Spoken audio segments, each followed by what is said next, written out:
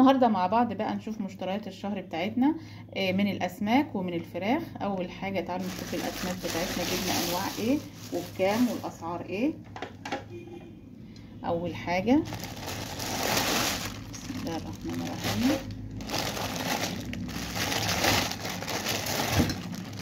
ده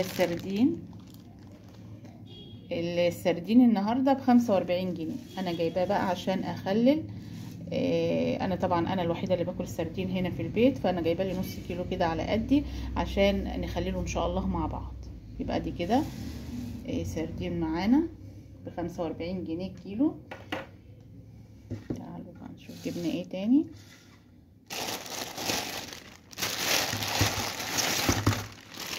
جبت هنا سمك تونه، الكيلو من التونه ب70 جنيه.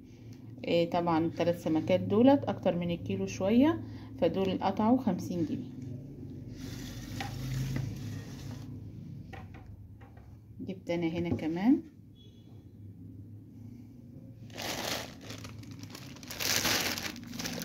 ده بقى سواردية. طبعا اهالينا بقى اللي يعرفوا السواردية ده، زمان كانت امي كانت بتجيبه ب4 جنيه.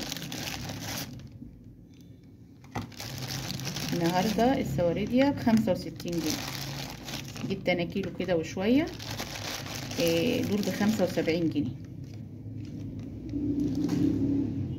ده كده ايه الاسماك بتاعتنا. طبعا البلطي ب65 جنيه. هغسل ايديا ونرجع نشوف جبنا ايه الفراخ مع بعض. الفراخ النهارده طبعا في ظل غلاء الاسعار ده، فانتي يعني تجيبي مثلا نص كيلو لحمه وفرختين يقضوك الشهر. اكتر من كده يبقى كده كتير يعني في ظل الغلاء اللي احنا فيه ده. طبعا الاسعار كلها نار. الفراخ ب75 جنيه النهارده. طبعا انا استكبرت كده فرختين عشان اقدر اقطع منهم واطلع منهم كام اكله كده. ان شاء الله اطلع منهم حوالي 5 اكلات. عندي هنا صدرين اطلعهم بانيه، عندي الوراك اقطعهم برضو، وان شاء الله هتشوفوا معايا فيديو جديد كده في تقطيع الفراخ. عندي هنا الكبد والقوانص مع الاجنحه كده، ومع نعمل صينيه بطاطس كده حلوه او شويه مكرونه كده، ونمشي حياتنا ونمشي الدنيا. كده الفراخ النهارده ب75 جنيه، الكبد والقوانص ب80، البانيه ب190. دي اسعارنا. يعني البانيه ب190، وفي محلات تانية بتبيعها ب200 جنيه.